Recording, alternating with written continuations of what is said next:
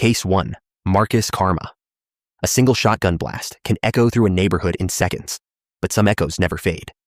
In Missoula, Montana, one April night in 2014 turned a quiet residential street into the centerpiece of an international scandal, a legal firestorm, and a debate that would force an entire state to confront where self-defense ends and premeditated violence begins.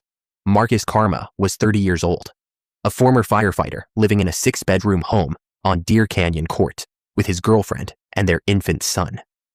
To neighbors, he seemed unremarkable, a young father trying to build a life in a growing Montana city.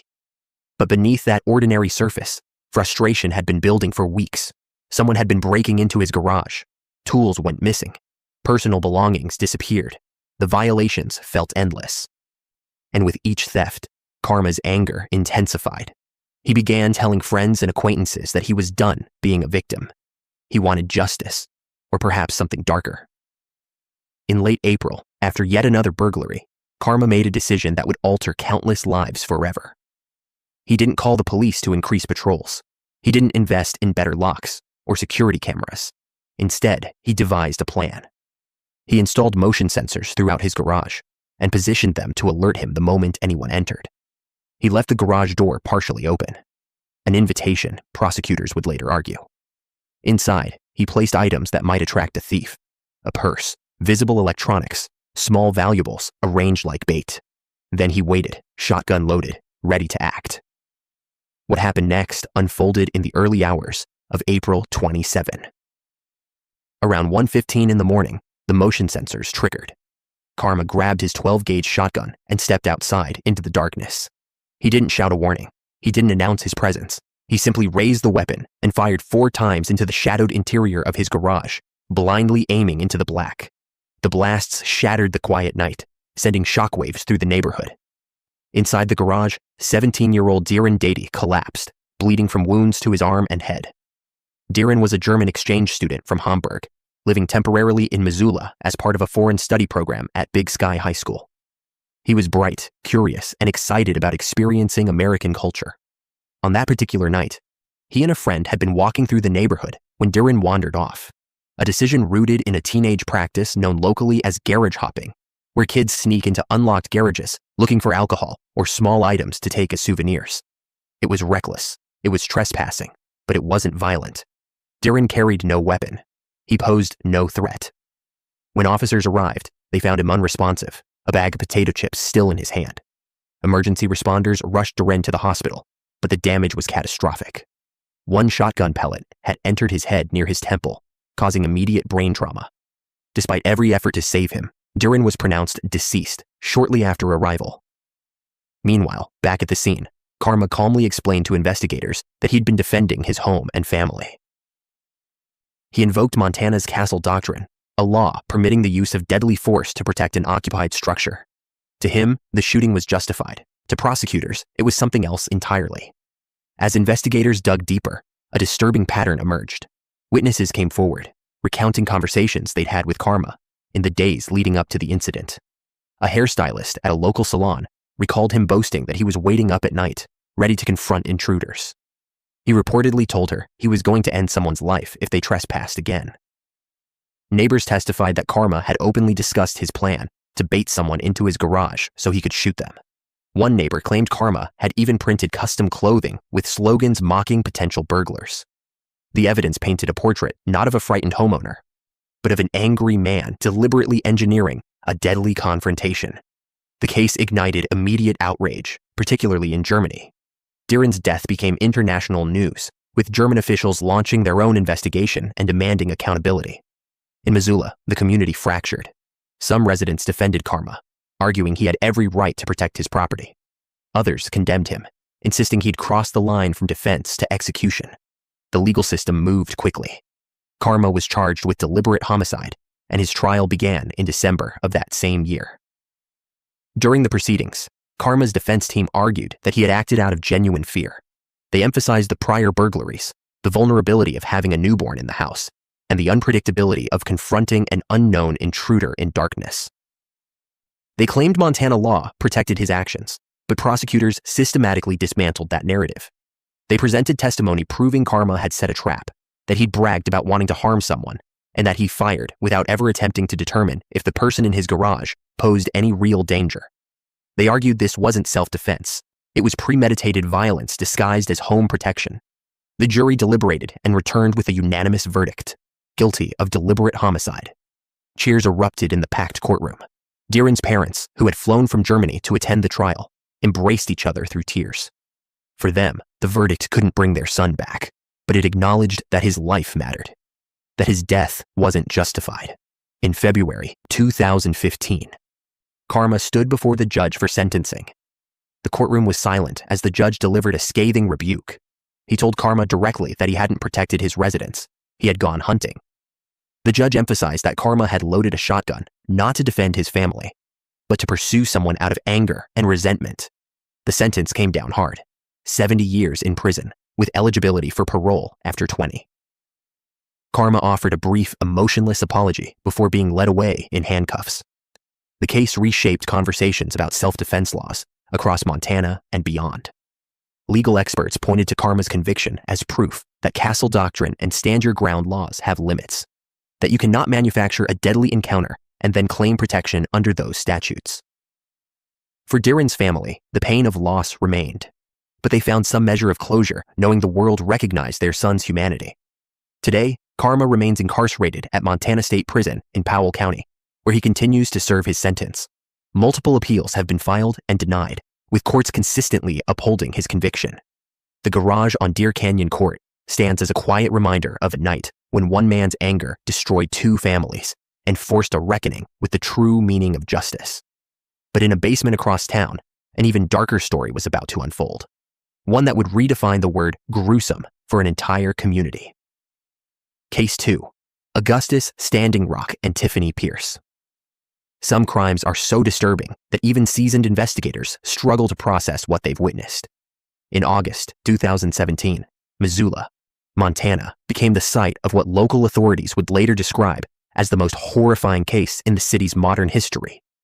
A double homicide so methodical, so grotesque, that it shattered any illusions of safety in a community known for its quiet, mountainous beauty. Tiffany Pierce was 23 years old, living in a modest home on Strand Avenue with her boyfriend, Augustus Standing Rock, who was 26, and a roommate who had no idea what was happening beneath his feet. Pierce had a troubled past, a childhood marked by instability and alleged abuse, but nothing in her background fully explained what she was about to participate in. Standing Rock, meanwhile, carried his own burdens, including a belief that he was pursuing vigilante justice. Together, they would commit acts that defied comprehension. The sequence of events began when Standing Rock became convinced that 24-year-old Jackson Wiles had committed a terrible offense against a young girl close to him. Whether this belief was accurate or delusional remains unclear, but Standing Rock decided to take matters into his own hands. He lured Wiles to Pierce's home under false pretenses, leading him into the basement where, without warning, he attacked. Using a knife, Standing Rock inflicted fatal wounds on Wiles. Then, in a moment that would define the case's brutality, he handed that same blood-covered blade to Pierce. Upstairs, 15-year-old Marilyn Pickett realized something was terribly wrong. She tried to flee, to escape the nightmare unfolding around her, but Pierce intercepted her. According to later testimony, Pierce used the knife Standing Rock had given her to end Marilyn's life as she attempted to run. The teenager's screams echoed through the house, waking the roommate who emerged from his bedroom to find both Pierce and Standing Rock covered in blood. Paralyzed by shock and fear, he didn't immediately call authorities, a decision that would haunt him later. What happened next elevated the crime from homicide to something far more sinister. Rather than flee or attempt to dispose of the evidence quietly, Pierce and Standing Rock embarked on a calculated effort to erase all traces of their victims. Pierce had purchased large plastic tubs, industrial chemicals, and cleaning supplies in advance, suggesting premeditation. They dismembered both bodies methodically, severing limbs and torsos before placing the remains into the tubs. And then they filled those containers with acid and chemical solutions designed to dissolve human tissue. For days, the bodies sat in that basement, slowly decomposing in their chemical baths, while life above continued as if nothing had happened. Eventually, Pierce confessed to her roommate what she and Standing Rock had done. The roommate, finally grasping the full horror of the situation, left the house and contacted law enforcement. When police arrived at the Strand Avenue residence with a search warrant on August 17th, they had no idea what awaited them. Officers entered cautiously, finding Pierce and Standing Rock still inside. Standing Rock had a bloody cloth wrapped around his hand and initially held a firearm before complying with commands to surrender. Both were arrested without further incident. As investigators descended into the basement, the scene that greeted them was beyond anything they'd encountered. The remains of two individuals, partially dissolved, dismembered, and floating in tubs of corrosive chemicals, filled the space. Blood and tissue covered tools scattered throughout the room, knives and axe, all bearing evidence of the violence that had occurred. The coroner's office faced an unprecedented challenge. The bodies were so degraded that visual identification was impossible. Forensic teams had to rely on dental records and DNA analysis to confirm the victims' identities. When families were finally notified, the news devastated them. Marilyn Pickett's relatives struggled to understand how a child could be caught up in such violence. Jackson Wiles' loved ones mourned a young man whose life ended in unimaginable terror.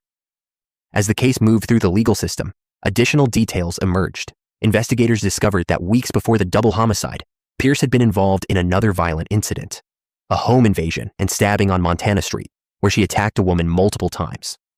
That victim survived, but bore physical and emotional scars. The pattern of violence was undeniable, yet Pierce had remained free, continuing to escalate until the August murders. The legal proceedings were complex and emotionally charged. Initially, both defendants pleaded not guilty, and separate trials were scheduled. But in December 2018, Standing Rock made a surprise decision. He pleaded guilty to deliberate homicide and accountability to deliberate homicide, admitting he had attacked Wiles and handed the murder weapon to Pierce. In court, when asked if Marilyn had been free to escape, Standing Rock answered chillingly, "She tried." His cooperation came with a recommendation for a life sentence with a possibility of parole, and he agreed to testify against Pierce. Pierce fought longer. Her defense team attempted to paint her as a victim of her circumstances, a woman shaped by trauma and abuse, manipulated into participating in crimes she didn't fully comprehend. But in March 2019, facing overwhelming evidence and the prospect of Standing Rock's testimony, she too changed her plea. She admitted guilt to attempted deliberate homicide and accountability to deliberate homicide. On April 12, 2019, the courtroom in Missoula overflowed with family members, community advocates, and media representatives. Judge James Wheelis issued a stern warning before proceedings began. Anyone who disrupted the hearing would face contempt charges and potential jail time. The emotional weight in the room was palpable. Victim impact statements brought jurors and spectators to tears as Wiles' family described their loss, and Pickett's sister thanked first responders for their professionalism in handling such a horrific scene. When it came time for sentencing, Judge Wheelis made his priorities clear. Public safety, he said, was paramount. He sentenced both defendants to 2 concurrent life sentences, meaning they would serve the terms simultaneously rather than consecutively, but with the possibility of parole after many years. The judge's message was unambiguous. They posed too great a danger to ever be fully trusted in society again. Today, both Standing Rock and Pierce remain incarcerated in Montana's prison system, their names synonymous with one of the state's darkest chapters. The case forced conversations about mental health, vigilante justice, and how communities can better protect vulnerable individuals from those willing to commit unspeakable acts. For the families of Marilyn Pickett and Jackson Wiles, no sentence could ever restore what was taken, but the convictions provided a measure of justice in an otherwise incomprehensible tragedy. Yet even as Missoula processed this horror, another story, one of a beloved teacher and a community's shattered innocence, was unfolding in the state's eastern plains. Case 3, Michael Spell and Lester Van Waters. Some towns are so small that everyone knows everyone else's name. Sidney, Montana, with a population hovering around 5,000, was exactly that kind of place. A tight-knit community where people left their doors unlocked and their car keys in the ignition. Crime was almost unheard of. Neighbors trusted one another. Then, on a cold January morning in 2012, that trust shattered when one of the town's most beloved residents vanished without a trace. Sherry Arnold was 43 years old, a dedicated math teacher at Sidney High School, a mother of 2. and a fixture in the community. She had taught in the local school system for years, touching the lives of countless students and their families. Former pupils spoke of her with genuine affection, describing a woman who made mathematics accessible and who genuinely cared about her students' success. On Saturday, January 7th, Sherry set out for her usual morning jog around 6:30, following a route she'd taken hundreds of times before. She never came home. When Gary Arnold realized his wife hadn't returned, he initially assumed she'd extended her run or stopped to talk with a neighbor. But as minutes turned to hours, concern became panic. He contacted authorities, and within hours, a massive search operation was underway. Hundreds of volunteers from Sidney and surrounding areas combed through fields, streets, and open land. The National Guard deployed resources. Law enforcement agencies coordinated efforts across a 1,700 square mile area. Along Sherry's usual route, searchers found one of her running shoes near an irrigation ditch, a haunting clue that something terrible had occurred. Days passed with no sign of her. The community rallied, holding vigils and prayer services. Missing person posters appeared in every storefront window. Counselors were brought into Sidney High School to help students cope with the uncertainty. Sherry's family appeared on television, pleading for information, struggling to understand why anyone would harm such a kind and sincere person. The search continued relentlessly, but hope began to fade. Then, on January 13th, authorities announced a grim development. 2 men had been detained in connection with Sherry's disappearance, and investigators confirmed she was deceased. The suspects were Michael Keith Spell, 22, and Lester Van Waters Jr., 47, both from Parachute, Colorado. They had traveled to Sidney seeking work in Montana's booming Bakken oil fields, a regional economic surge that had brought thousands of outsiders to the northern plains in search of employment. Most came looking for honest labor and a fresh start. Spell and Waters brought something else entirely. According to court documents and later testimony, Spell and Waters had been using substances heavily during their journey north. On that January morning, they spotted Sherry jogging alone along the irrigation ditch near her home. Spell attempted to grab her, initiating a violent struggle. Sherry fought back. Evidence would later show defensive wounds and signs of resistance, but she was overpowered. Prosecutors believe she was strangled or asphyxiated during the attack. Her body was then transported across state lines and buried in a shallow grave in a rural area near Williston, North Dakota, approximately 50 miles from Sidney. For more than 2 months, Sherry's remains lay hidden while her family and community endured agonizing uncertainty. Finally, on March 21st, searchers located the grave. The discovery brought a devastating end to hope, but also provided answers the town desperately needed. Dental records and forensic analysis confirmed the body was Sherry Arnold. Sidney mourned collectively, holding memorial services that filled the high school gymnasium to capacity. As the legal process began, complexities emerged. Spell's defense team argued their client suffered from significant mental disabilities. Psychological evaluations suggested he had an IQ around 70 and functioned at the cognitive level of an 11-year-old. He was described as functionally illiterate, unable to read or write beyond basic levels. His attorneys sought to have him declared unfit to stand trial, arguing he couldn't comprehend the severity of his actions or meaningfully participate in his own defense. However, prosecutors presented a different narrative. They pointed to evidence suggesting Spell was capable of manipulation and strategic thinking when it suited him. Staff at the Montana State Hospital, where he was evaluated, reported instances of Spell attempting to deceive evaluators, performing poorly on cognitive tests when it benefited him, but showing competence in areas related to his personal interests, such as video games. Forensic psychologists suspected malingering, faking, or exaggerating symptoms to avoid legal consequences. The case against Waters proceeded more straightforwardly. In exchange for testifying against Spell and helping locate Sherry's body, Waters accepted a plea agreement. In late 2013, he pleaded guilty to deliberate homicide by accountability. At his sentencing hearing in December 2014, Waters addressed Sherry's family directly, saying he was sorry for their loss. But Gary Arnold, Sherry's widower, made clear that the apology changed nothing. Time hadn't made the pain easier, he said. It had simply made life different. Judge Richard Simonton sentenced Waters to 80 years in prison, with an additional 20 years suspended. Waters would not be eligible for parole for at least 20 years. The judge acknowledged that while Waters may not have personally committed the final act that ended Sherry's life, he set the events in motion and bore full responsibility. Spell's case dragged on longer. After extensive legal battles over his competency, he was eventually deemed fit to stand trial. Facing the possibility of the death penalty, Spell accepted a plea deal in October 2014. He admitted guilt to deliberate homicide, confessing that while under the influence of substances, he grabbed Sherry during her jog and held her face in muddy water near the irrigation ditch until she died. The plea spared him from capital punishment, but guaranteed decades behind bars. In April 2015, Spell appeared before Judge Simonton for sentencing.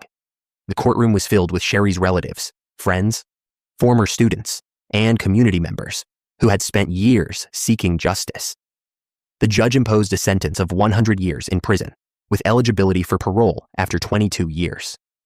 Gary Arnold expressed relief that the case had finally concluded, though he emphasized that no sentence could ever truly compensate for the loss of his wife.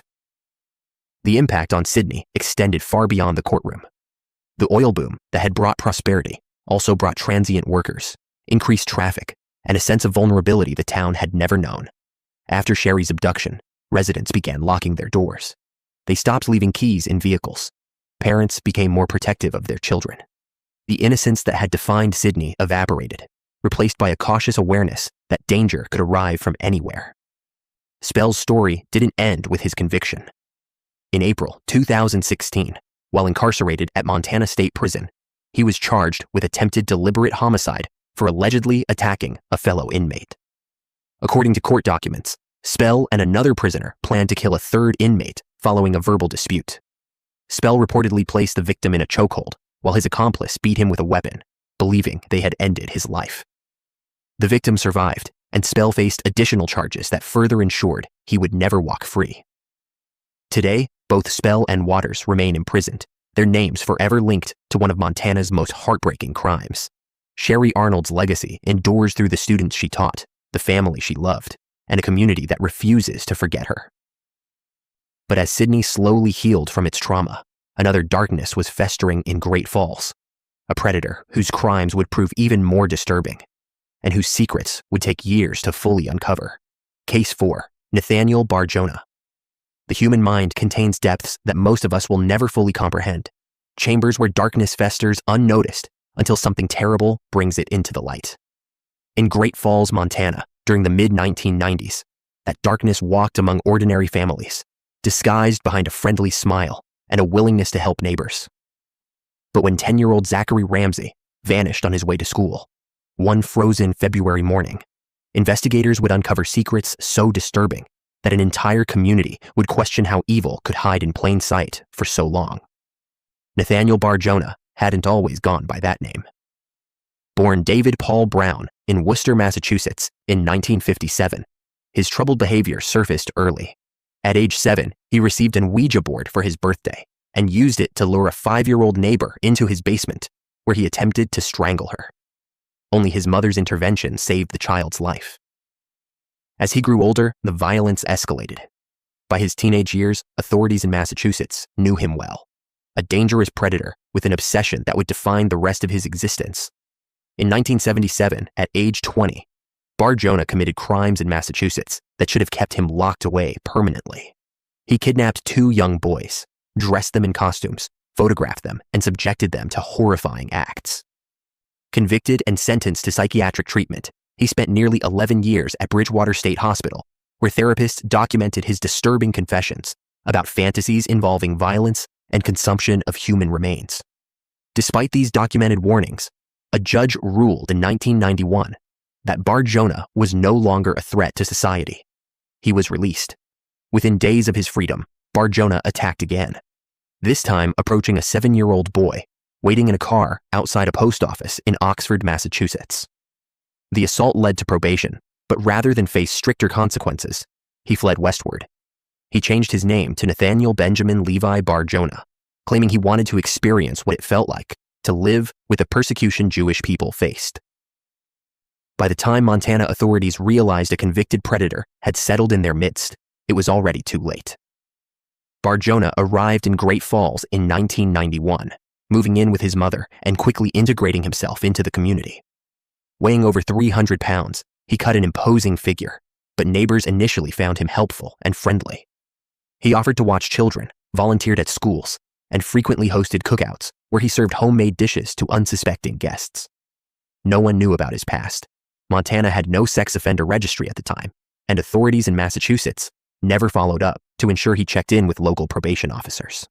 February 6, 1996 began as an ordinary winter morning. Zachary Ramsay, a bright and energetic 10-year-old, left his apartment in the 400 block of North 4th Street around 7:30, walking toward Witter School. Witnesses saw him enter an alley near North 5th Street shortly thereafter. He never arrived at class. When school officials contacted his mother that afternoon, panic set in. Zachary had run away once before, a month earlier, but had called within an hour asking to come home. This time, the silence was absolute. Great Falls wasn't accustomed to such crimes. The community rallied, organizing massive search parties that combed through neighborhoods, fields, and surrounding areas. Days turned into weeks with no trace of the boy. Then investigators received a tip. A neighbor had seen Bar-Jonah in the alley around the same time Zachary disappeared. Another witness reported seeing a crying child being followed by an upset man near North 6th Street that morning. Detective Bill Belushi, assigned to the case, requested a search warrant for Bar-Jonah's residence, but was denied due to insufficient evidence. Shortly afterward, Bar-Jonah moved out of his mother's house. For years, the case went cold. Zachary's mother held on to hope, convinced her son was alive somewhere. But investigators couldn't shake their suspicion about Bar-Jonah. In December 1999, police finally got the break they needed. Bar-Jonah was spotted outside an elementary school for the third time in a week, wearing a dark jacket and knit cap, carrying pepper spray, a toy gun, and a badge, impersonating a police officer. This violation gave authorities grounds to act. When detectives finally executed a search warrant on Bar-Jonah's residence, what they discovered defied comprehension. Photographs of unconscious boys, filled albums, binding materials, and ropes were stored throughout the apartment. But the most chilling evidence came in the form of encrypted journals, page after page of coded writings that the FBI would spend months deciphering. When cryptographers finally broke the code, the contents turned stomachs. The journals described torture, dismemberment, and acts too disturbing to fully detail. References to little boy stew, Zachary burgers, and little boy pot pies filled the pages alongside detailed descriptions of preparing and cooking human remains. Investigators also found recipes, handwritten instructions that appeared to explain methods for disposing of bodies through consumption. Financial records revealed that despite Bar-Jonah's massive size and voracious appetite, he had made almost no grocery purchases in the month following Zachary's disappearance. Authorities dug into the dirt floor of Bar-Jonah's garage and unearthed 21 bone fragments. Forensic testing determined they belonged to an adolescent, but the bones had been cut, smashed, and boiled. Processes that damaged DNA beyond reliable comparison. Investigators believed they had found Zachary's remains, but couldn't prove it definitively. In July 2000, prosecutors charged Bar-Jonah with Zachary's abduction and killing, as well as the assault of 3 other boys in Great Falls. The community reacted with horror and rage. Parents who had eaten at Bar-Jonah's cookouts wondered if the rumors could possibly be true, if the meat dishes they'd consumed had contained something unspeakable. Mothers who had trusted him near their children felt violated and betrayed. The trial, moved to Butte due to intense local publicity, began in February 2002.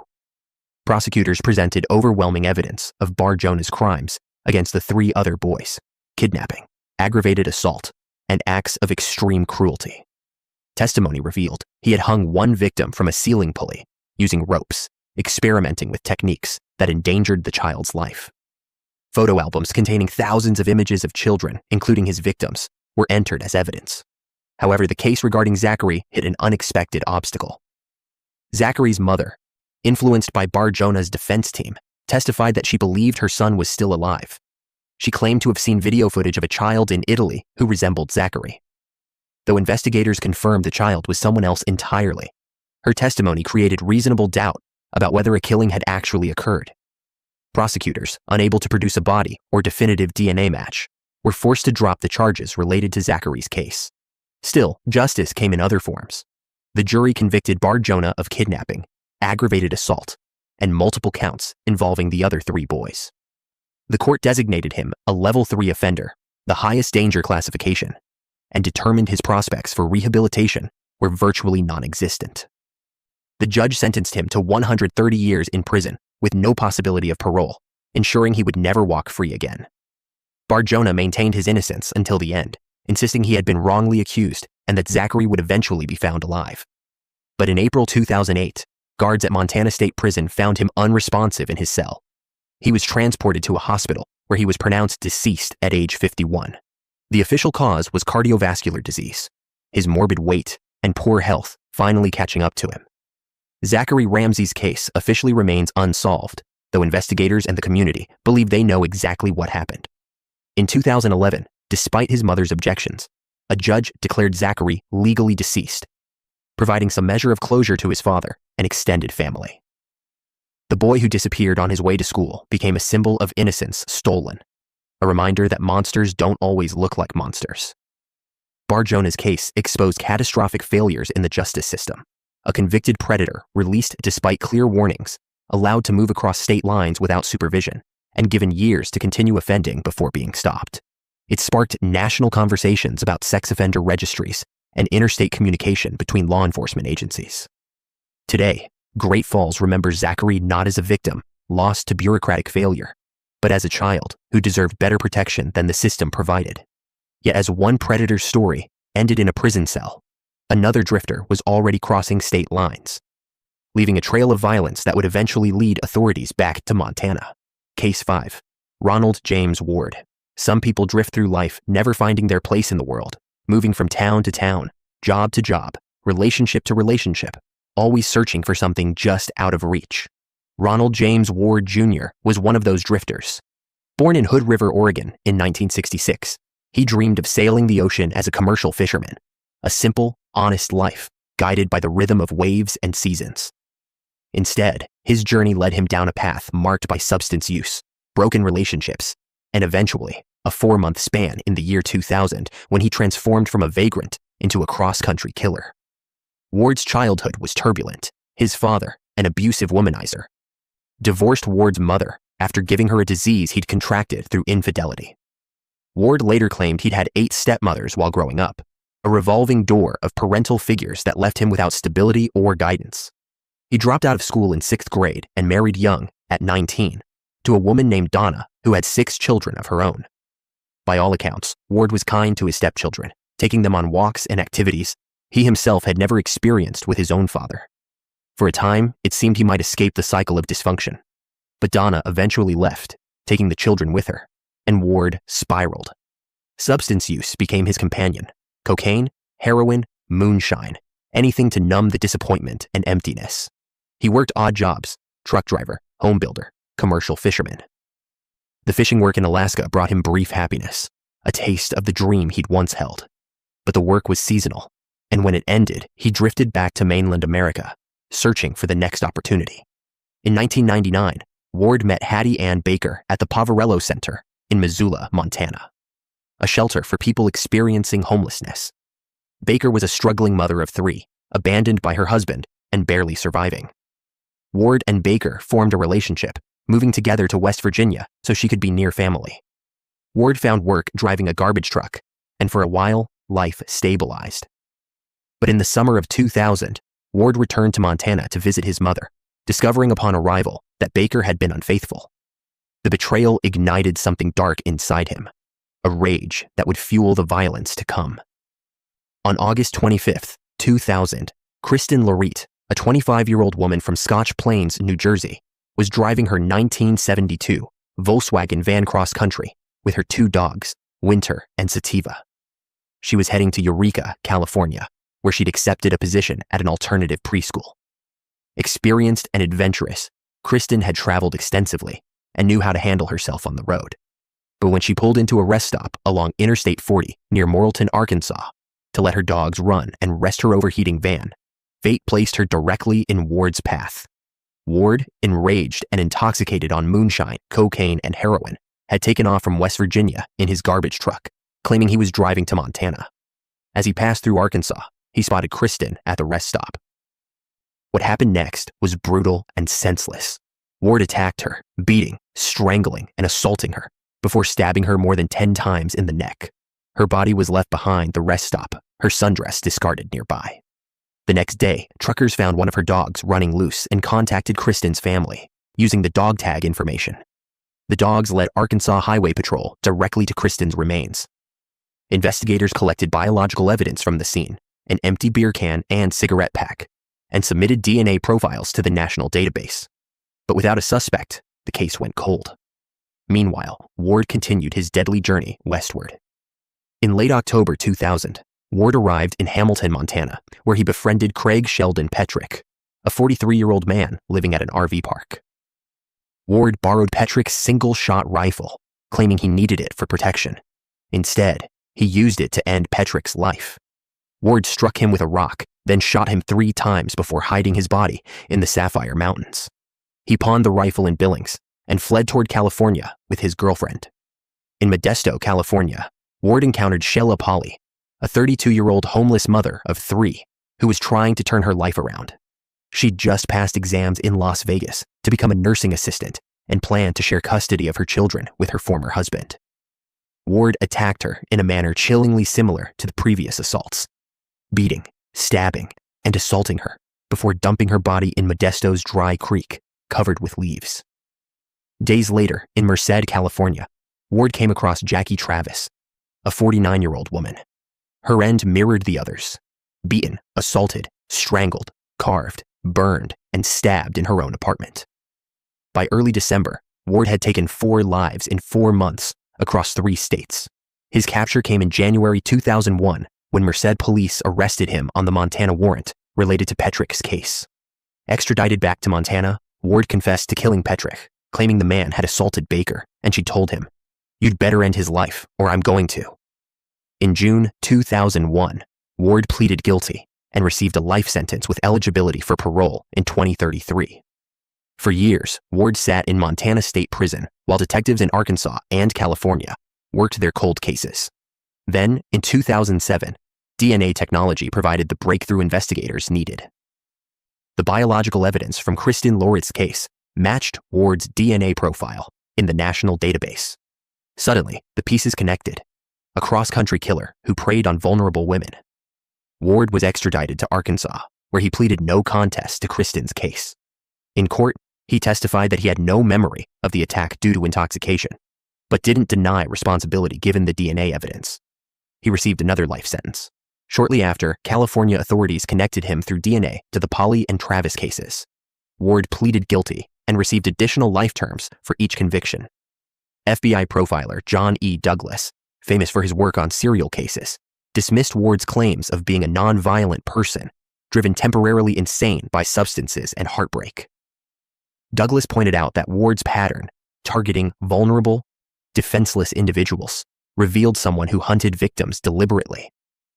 The profiler suggested there might be additional victims from Ward's years of cross-country drifting that authorities hadn't yet connected.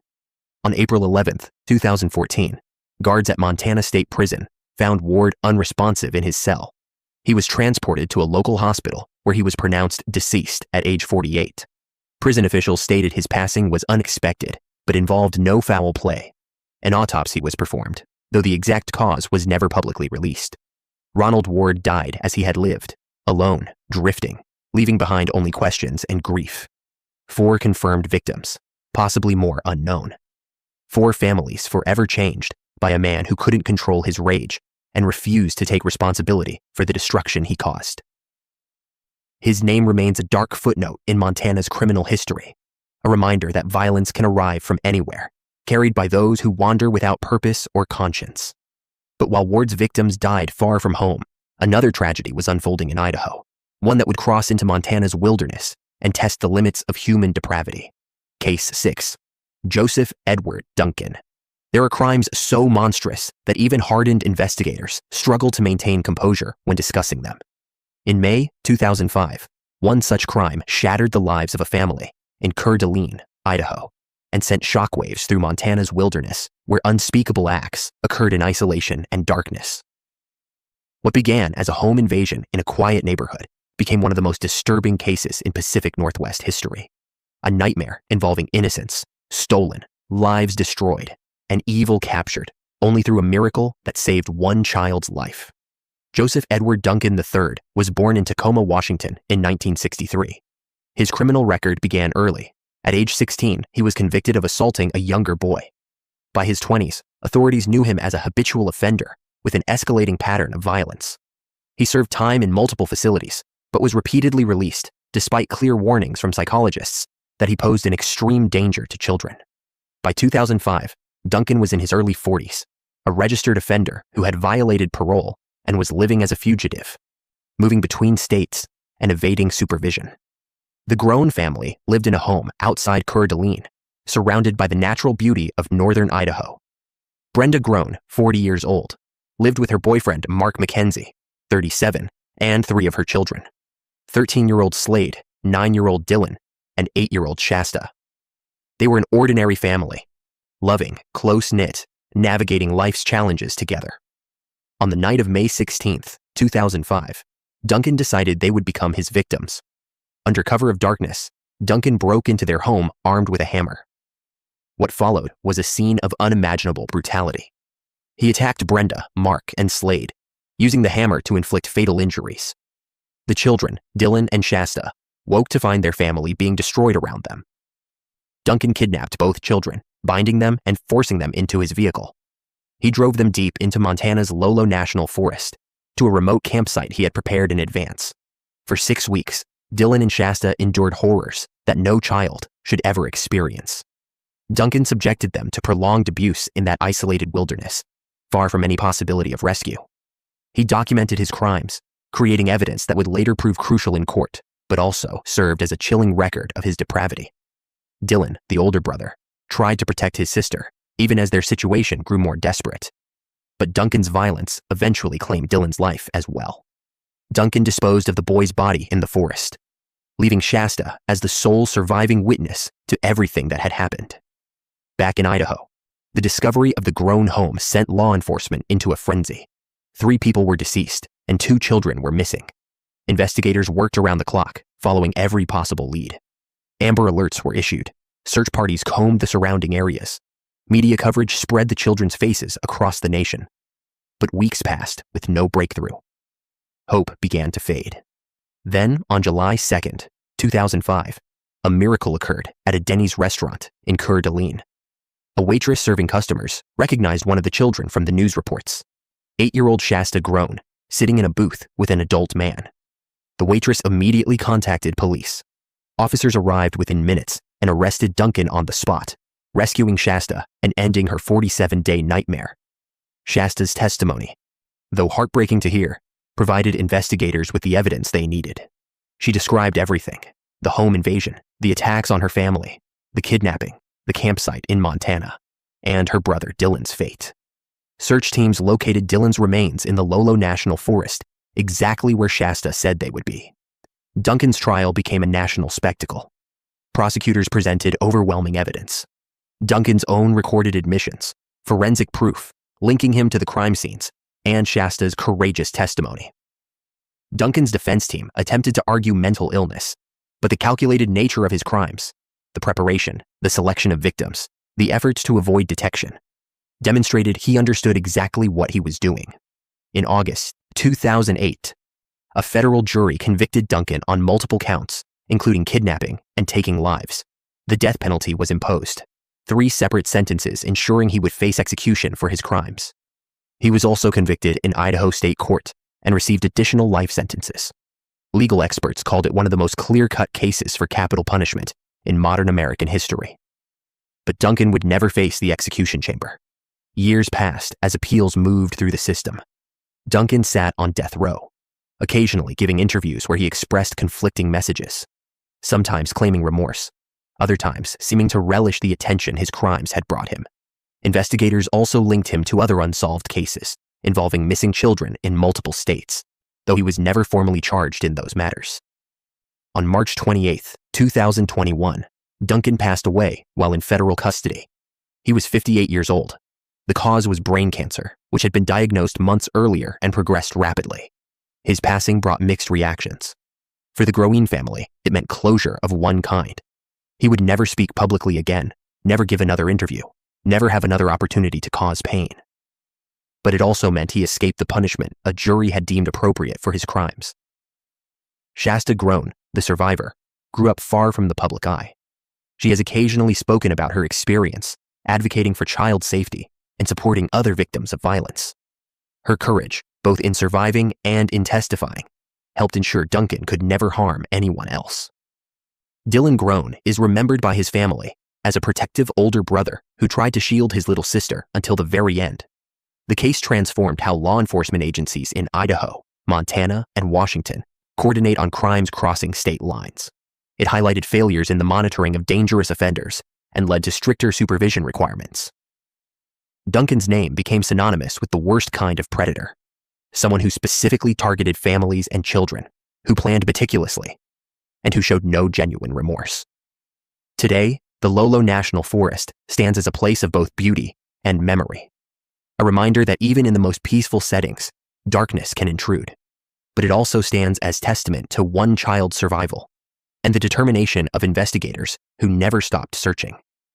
While Duncan's evil left scars that will never fully heal, Shasta's resilience proved that even in the aftermath of unimaginable horror, life can continue and hope can endure.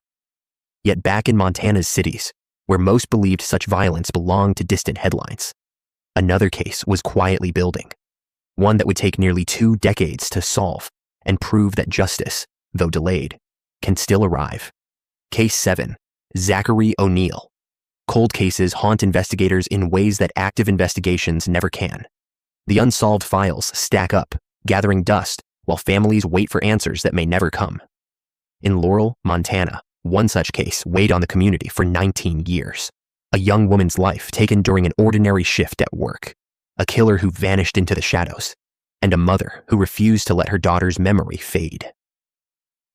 But sometimes, justice arrives from unexpected directions, and a confession meant for one crime can unlock the truth about another. November 15th, 1998, began as a typical autumn evening in Laurel, a small town in Yellowstone County.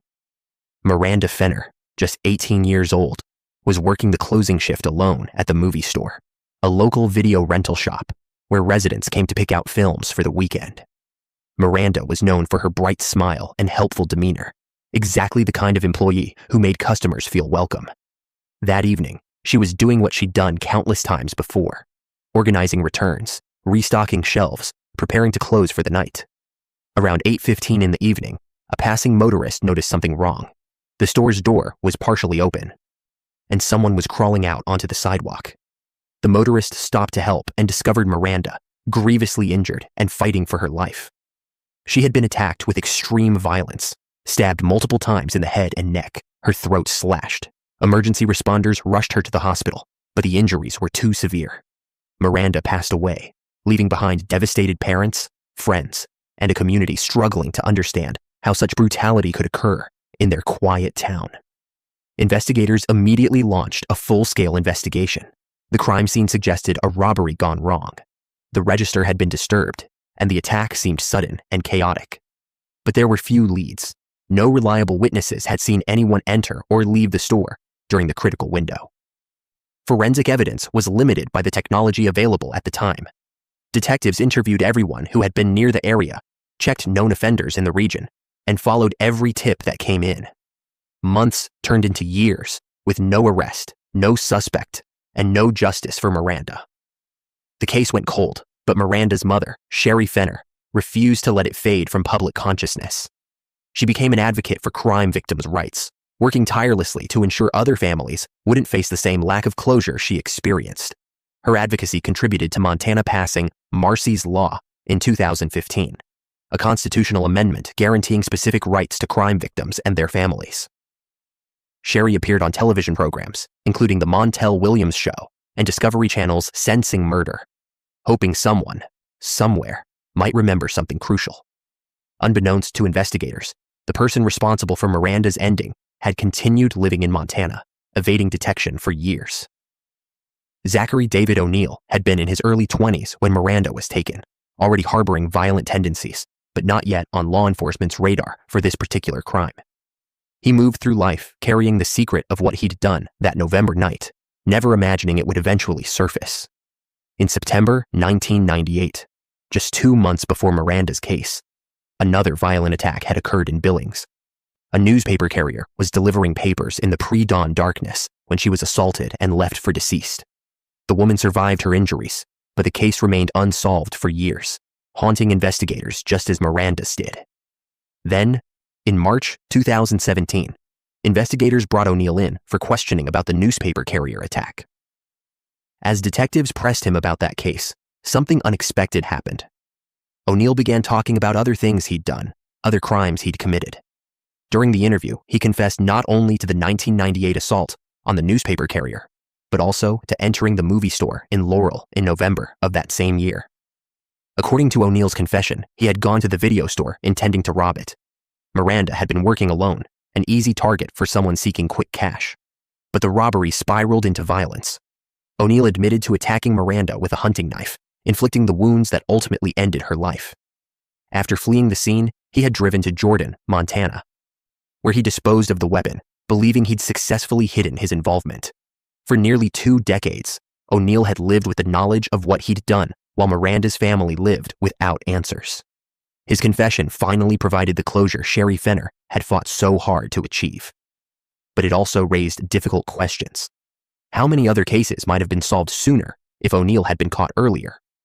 What other victims might there have been during those 19 years of freedom? Prosecutors moved swiftly once the confession was obtained.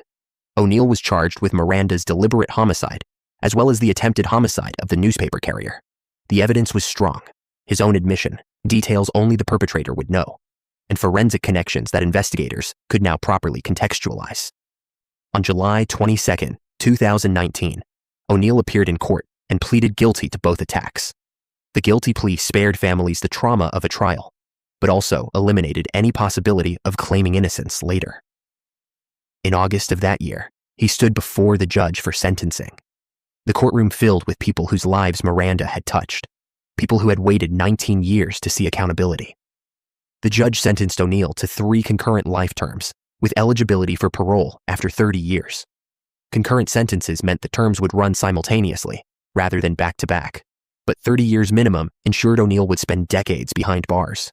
For Sherry Fenner, the sentence brought mixed emotions, relief that justice had finally arrived, but also profound sadness that it had taken so long, and that no punishment could ever truly balance the scales. Miranda Fenner's legacy extends beyond the crime that took her life.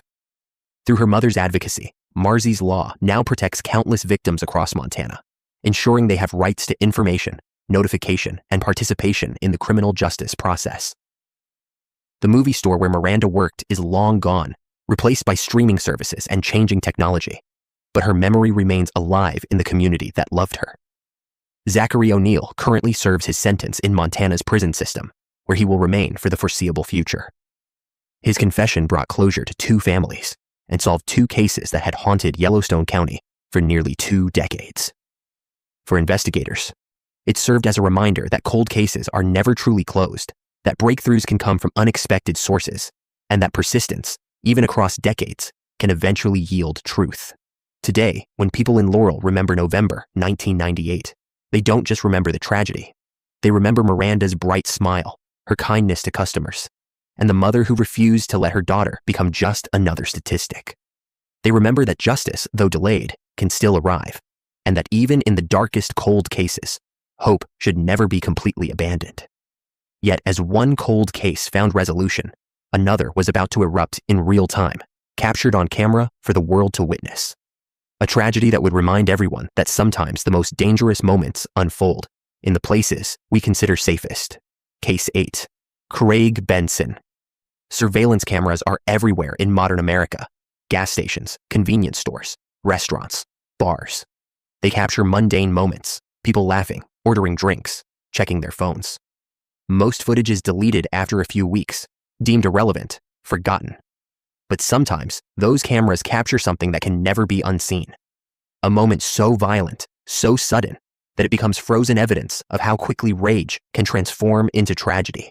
On a late summer evening in 2023, security cameras inside a small Montana bar recorded exactly that kind of moment, preserving every second of a double homicide that would shock the tight-knit community of Superior. The Four Aces Bar sat on Mullen Road in Superior, a town of fewer than 900 residents, nestled in the mountains of Mineral County. It was the kind of place where locals gathered after work, where everyone knew each other's names and personal business. On August 27, 2023, the bar was operating as it always did. Quiet conversations, the occasional laugh, bartenders serving regulars who had been coming there for years. Logan Gardner, 43 years old, worked behind the bar that evening, pouring drinks and making small talk. Among the patrons were Jenny and Craig Benson, married for 22 years, sitting together at the bar. To an outside observer, nothing seemed unusual. The Bensons appeared to be just another couple having drinks on a Sunday night. But beneath the surface, their relationship had been deteriorating. Later, testimony would reveal allegations of infidelity, emotional distance, and mounting tensions that Craig had struggled to contain. Around 9:20 in the evening, Craig stood up from his seat and walked outside to his Chevrolet Tahoe, parked in the lot. Security cameras captured every step, his calm demeanor, his deliberate movements. He retrieved something from the vehicle and returned to the bar, sitting back down next to his wife. What happened next lasted only seconds, but would be replayed countless times in courtrooms and news broadcasts. The surveillance footage showed Craig reaching into his waistband and pulling out a handgun. Without warning or hesitation, he raised the weapon and shot Jenny in the head at point-blank range. She collapsed instantly. Logan Gardner, the bartender who had been standing nearby, tried to intervene. Craig turned the gun on him and fired multiple times, hitting Gardner repeatedly. The bartender fell behind the counter as chaos erupted throughout the establishment. Craig placed the firearm on the bar and walked out. He climbed into his Tahoe and drove west, fleeing the scene, while witnesses inside frantically called 911. One patron, displaying remarkable presence of mind, followed Craig's vehicle and reported his location to law enforcement in real time. Deputies from the Mineral County Sheriff's Office immediately issued alerts to neighboring agencies. Around 9:50 that evening, Missoula County Sheriff's deputies spotted the Tahoe near Graves Creek and Petty Creek Road, west of Lolo. They stopped the vehicle and took Craig into custody without incident. Back at the Four Aces, first responders arrived to find both victims deceased. The scene was devastating: blood, overturned furniture, and the stunned faces of witnesses who had just watched two people lose their lives in front of them. For a small community like Superior, where violent crime was almost unheard of, the shock was profound.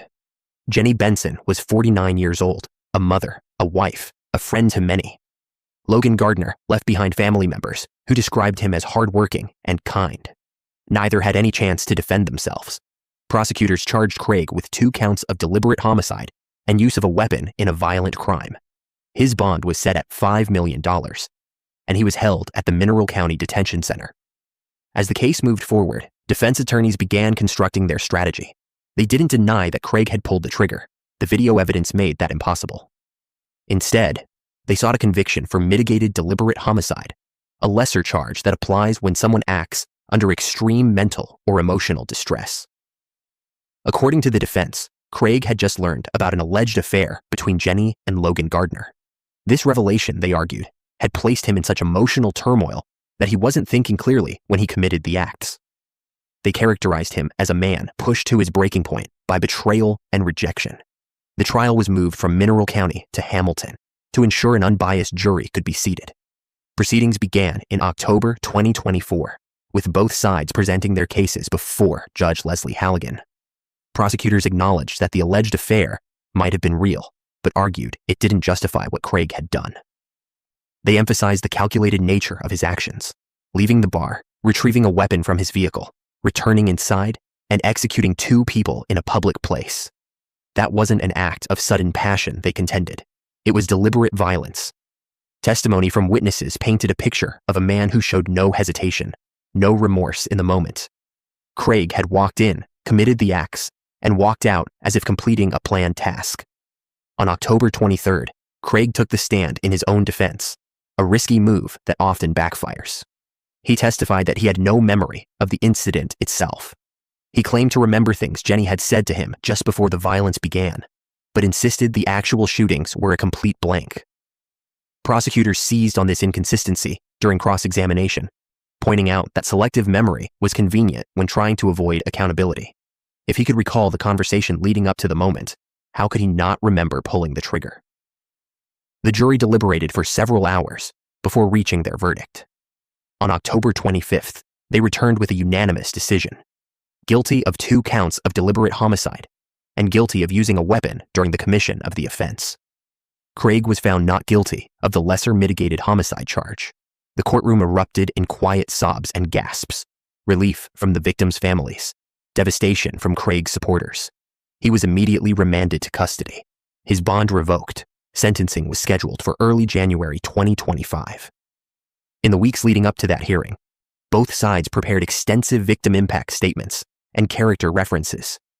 The hearing itself, held on January 3rd in Superior, was emotionally charged. Jenny's daughters took the stand, describing the terror they still felt, knowing their father had taken their mother's life.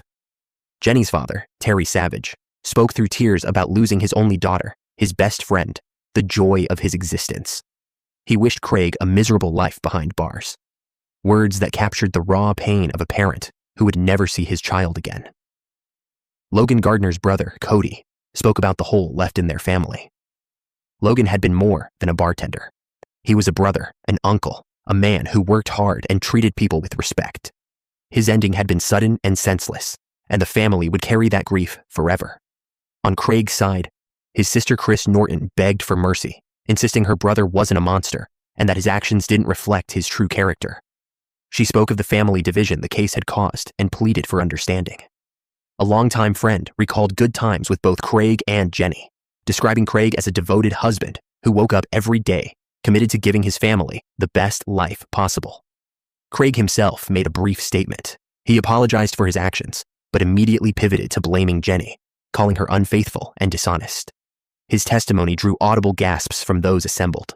Prosecutors objected repeatedly as Craig attempted to portray Jenny as flawed and deserving of some responsibility for what had happened. Even in the moment meant for expressing remorse, he couldn't fully accept accountability.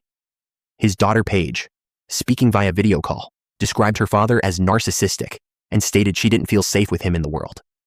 Judge Halligan listened to all testimony before delivering her sentence. She ordered Craig to serve 60 years for each count of deliberate homicide, to run consecutively rather than concurrently, meaning the sentences stacked rather than overlapping. Additionally, she imposed a 10-year weapons enhancement on each count. The total, 140 years in Montana State Prison. Craig would be eligible for parole in 35 years, by which time he would be well into his 80s. The judge also ordered him to pay approximately $30,000 in restitution to Cody Gardner. As deputies led Craig from the courtroom in shackles, Superior began the long process of healing. The Four Aces bar would continue operating, but the memory of what happened there would linger. For Jenny's children, Logan's family, and everyone who witnessed the violence, the surveillance footage remained a permanent record of lives stolen in seconds. Craig Benson's name became another entry in Montana's criminal history. A man who chose violence over divorce, who destroyed 2 families and his own future in a moment of uncontrolled rage. But while Superior mourned, another family tragedy was unraveling in Bozeman, one that would reveal how manipulation and control can persist even from behind bars. Case 9. Joseph Paul DeWeese. Domestic violence doesn't always announce itself with visible bruises or broken bones. Sometimes it operates in shadows, through intimidation, manipulation, surveillance, and threats whispered when no one else is listening. Joseph Paul DeWeese understood this intimately. For years, he wielded control over his estranged wife, Lauren, through fear and coercion, documenting their conflicts, tracking her movements, and ensuring she knew he was always watching.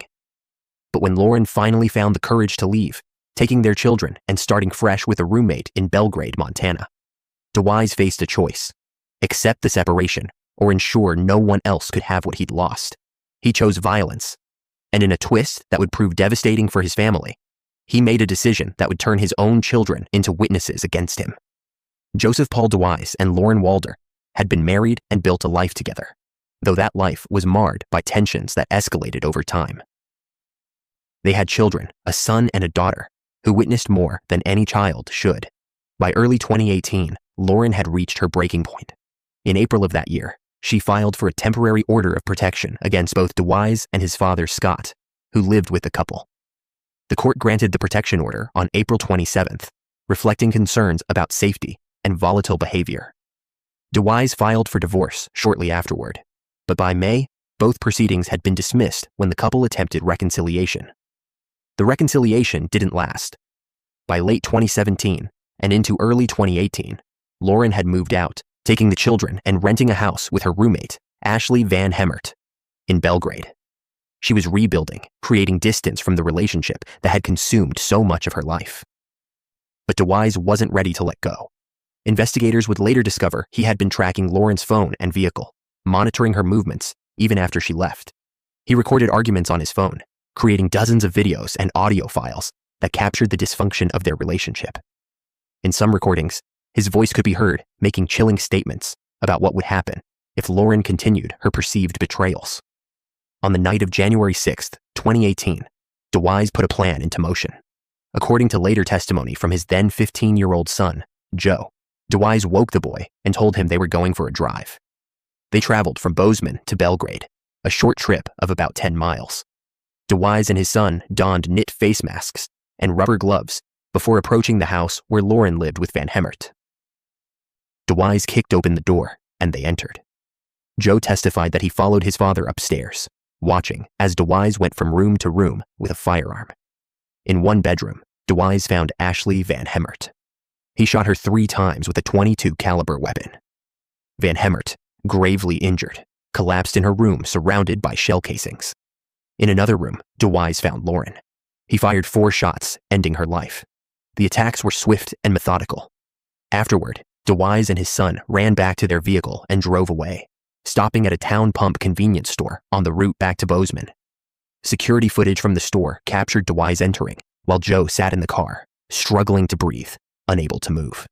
The following morning, emergency responders arrived at the Belgrade house. They found Ashley Van Hemert clinging to life, surrounded by blood and shell casings. In another room, they discovered Lauren deceased. The scene was horrific, evidence of a targeted attack designed to eliminate witnesses and silence Lauren permanently. Van Hemert, despite her critical injuries, survived and began the long road to recovery. Her testimony would later prove crucial. Investigators immediately suspected DeWise. His history with Lauren, the recent protection order, and his documented obsession with tracking her movements made him a prime suspect. When detectives searched his residence, they found live rounds in his shed that matched the caliber of the casings found at the crime scene. They also recovered the murder weapon, a .22 caliber firearm that had been discarded in Trout Meadow Pond in Bozeman. A couple walking near the pond had found it and reported it to authorities. The serial number traced back to a purchase made by Joseph Paul DeWise. But the most damning evidence came from DeWise's own family. His son Joe, though initially reluctant, eventually told investigators the truth about what happened that night. In court, the 17-year-old testified in heartbreaking detail about being forced to accompany his father, watching him attack 2 women, and living with the trauma afterward. DeWise's 19-year-old daughter, Natalie, also took the stand, revealing that her father had called her from the Gallatin County Detention Center, attempting to manipulate her into blaming her younger brother for the crimes. Those recorded jail calls were played for the jury, capturing DeWise's voice instructing his daughter to say that Joe, who was only 15 at the time, had committed the acts. DeWise suggested that because Joe was a minor, he wouldn't face serious consequences. The trial, which began in December 2019, lasted 7 days. Prosecutors presented overwhelming evidence: the recovered weapon, matching ammunition, phone recordings documenting threats, surveillance footage, forensic analysis linking DeWise to the scene, and testimony from his own children. Ashley Van Hemert took the stand, still recovering from her injuries, and faced the man who had tried to take her life. Her courage in testifying, and despite the physical and emotional toll, moved everyone present. DeWise took the stand in his own defense on the final days of trial. He denied responsibility, insisting he had been home that night, making soup and dozing throughout the day. He claimed his memory of the evening was fuzzy, that he'd gone to Town Pump around midnight for beer and couldn't recall much else. When defense attorney Annie DeWolf questioned him, DeWise remained calm and soft-spoken. But when prosecutor Jordan Salo cross-examined him, his demeanor shifted. He answered questions with single-word denials, growing defensive and evasive. At one point, DeWise declared, "I have been falsely accused here. I didn't do it." He suggested that whoever actually committed the crimes was still out there, implying that investigators had targeted the wrong person. The jury wasn't convinced. After deliberating for just over 2 hours on December 10th, 2019, they returned with a unanimous verdict: guilty of deliberate homicide for Lauren's death and guilty of attempted deliberate homicide for the attack on Ashley Van Hemert. Gasps and sobs filled the courtroom as the verdict was read. DeWise, seated at the defense table, was immediately handcuffed and escorted to jail. Witnesses who had testified about his history of abuse embraced law enforcement officers, overcome with relief. Chief Deputy County Attorney Eric Hitzmiller later spoke about the case, praising the bravery of DeWise's children. He described their testimony as the result of them finally escaping their father's influence, finding the strength to tell the truth despite the emotional cost. He also highlighted Ashley Van Hemert's remarkable recovery and courage in facing her attacker. Kitzmiller emphasized that domestic violence cases like this one were becoming increasingly common in the Gallatin Valley, and that coming forward required immense bravery given the manipulation and control offenders often exerted. Sentencing took place on February 4th, 2020. Judge Holly Brown imposed a sentence of 220 years in prison without the possibility of parole. The sentence reflected the severity of the crimes, a premeditated attack designed to silence and eliminate, carried out with the defendant's own child forced to participate. DeWise showed no remorse, maintaining his innocence and insisting the real perpetrator remained free. Today, Joseph Paul DeWise remains incarcerated in Montana State Prison. His children, who displayed extraordinary courage in testifying against their father, are rebuilding their lives away from his control. Ashley Van Hemert continues her recovery, her survival a testament to resilience in the face of unimaginable violence. Lauren Walder DeWise is remembered by her family as a woman who fought to protect herself and her children, who sought help through legal channels, and who ultimately paid the highest price for trying to escape. Her case stands as a stark reminder that leaving an abusive relationship is often the most dangerous time for victims, and that the systems designed to protect them don't always respond quickly enough. Meanwhile, in Kalispell, another man was weaving an increasingly desperate web of lies, trying to convince a jury that his wife's broken body at the bottom of a staircase was anything but what it appeared to be. Case 10. Bradley J. Hillius. When someone dies at the bottom of a staircase, the first question investigators ask is simple: was this an accident or something more? In December 2020, that question became the center of a sprawling investigation in Kalispell, Montana, after Amanda Hillius was found unresponsive, her body broken, her life slipping away. Her husband Bradley J. Hillius had a ready answer: she fell. It was a tragic accident, nothing more. But as detectives dug deeper, they discovered a pattern of violence, a motive rooted in infidelity, and a defendant willing to blame everyone: the stairs, his father, even his dying wife, before accepting responsibility for what he'd done. Bradley and Amanda Hillius had been married and living in Kalispell with their 4 children and Bradley's father, Scott Hillius. On the surface, they appeared to be a typical family navigating the challenges of shared housing and child rearing. But beneath that facade, their relationship was volatile. In April 2020, Amanda filed for a temporary order of protection against both Bradley and his father, Scott, alleging behavior that made her feel unsafe. The court granted the order on April 27th. Bradley filed for divorce shortly afterward. By May, however, both the protection order and divorce proceedings had been dismissed when the couple attempted to reconcile. The reconciliation was fragile. Amanda remained wary, particularly of Scott Hillius, whose temper had frightened her enough to seek legal protection. When law enforcement officers served the original protection order in April, Scott had threatened them and made statements about self-harm, behavior that raised red flags, but ultimately didn't result in intervention. By December, Amanda was still living in the home with Bradley, Scott, and the children, trying to make things work despite the underlying tensions. On the morning of December 15th, 2020, one of Amanda's sons was eating breakfast when he heard his parents arguing in their bedroom. According to his later testimony, the argument escalated. He heard his father dragging his mother off the couch, striking her with both open and closed hands. Bradley then ordered the boy to go to his room. From there, the child heard his father take his mother downstairs. He heard Amanda's voice pleading for Bradley to stop hitting her. Then he heard her scream, "Call 911." Shortly afterward, a 911 call came in from the residence. When deputies from the Flathead County Sheriff's Office arrived, Scott Hillius directed them inside the home where Amanda lay at the bottom of the stairs. Bradley was attempting to render aid, explaining that he'd heard a scream come out of his room and found her lying there. He claimed he had no idea what happened, that he'd simply discovered her after she fell. He said he took their 3-year-old daughter to his bedroom and turned on a tablet for her because he didn't want the child to see whatever was down there. Amanda was rushed to the hospital with severe injuries: a cut on her head, a lacerated liver, broken ribs, and signs of trauma consistent with far more than a simple fall. Over the next 4 days, medical staff fought to save her life, but on December 19th, she succumbed to her injuries. On December 22nd, a pathologist from the Montana State Crime Lab performed an autopsy and determined Amanda had died from blunt force injuries associated with neck compression. In other words, strangulation combined with physical trauma. Detectives conducted forensic interviews with Amanda's children. What they heard contradicted Bradley's story entirely. One son described witnessing the assault, hearing his mother's pleas, and knowing something terrible was happening. The children's accounts painted a picture of deliberate violence, not an accidental fall. Investigators also discovered that Bradley had been involved in an ongoing affair with a woman named Riley Adams. Evidence suggested Adams had been planning to move in with Bradley and continue their relationship, giving him a clear motive to remove Amanda from the picture. On December 24th, detective called Bradley and asked if he and his father could come in for an interview. Bradley responded that he wanted to speak with a lawyer and would call back later. That same day, Bradley called 911 again, this time to report that his father, Scott, had taken his own life.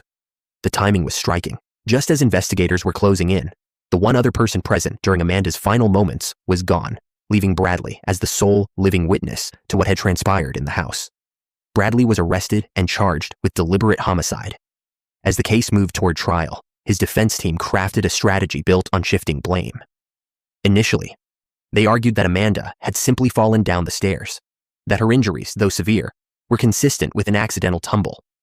When forensic evidence made that explanation untenable, they pivoted to suggesting Scott Hillius, the father-in-law, had been responsible. They characterized Scott as explosive and volatile, pointing out that Amanda had sought protection from him specifically. They questioned why investigators hadn't pursued Scott as a suspect, noting his convenient death just as the investigation intensified. The trial began in January 2022 in Flathead County District Court before Judge Robert Allison. It lasted 10 days and featured testimony from medical experts, forensic specialists, Amanda's children, and the defendant himself. Prosecutors systematically dismantled the defense's claims. They presented video recordings of jail visits between Bradley and his mistress, Riley Adams. In one recording, Bradley told Adams that his father had confessed to ending Amanda during a conversation shortly before Scott's passing. Yet Bradley had never reported this alleged confession to law enforcement, a fact prosecutors used to demonstrate his lack of credibility. Prosecutors also highlighted the timeline and evidence. Bradley had been having an affair. Amanda was, in his words, a squatter, preventing him from moving his new girlfriend into the house. He had the motive, the opportunity, and a history of violence toward Amanda. The children's testimony corroborated the abuse. The forensic evidence showed strangulation and blunt force trauma inconsistent with a fall, and Bradley's constantly changing stories. First the stairs, then his father, then claims of extreme emotional distress, revealed a man desperately avoiding accountability. Bradley chose to testify in his own defense, a decision that often proves disastrous. On the stand, he continued to blame Amanda, calling her unfaithful and dishonest. He insisted he had done nothing wrong and that investigators had rushed to judgment. His testimony at times drew gasps from those assembled in the courtroom. Prosecutor John Donovan argued that the motive was simple. The motive was to get the squatter out of the house so he could get his new girlfriend in. On January 14th, 2022, after 5 hours of deliberation, the jury returned with a unanimous verdict: guilty of deliberate homicide. Amanda's family gasped with relief. Bradley hunched over the defense table and began to cry before being remanded to the custody of the Flathead County Sheriff's Office. His defense team immediately filed motions for a new trial, arguing that prosecutors had made improper comments during closing arguments, that evidence pointed to a lesser charge, and that the jury pool had been tainted by pre-trial publicity. Judge Allison denied the motion for a new trial on March the 7th, 2022, finding no merit in the defense's claims.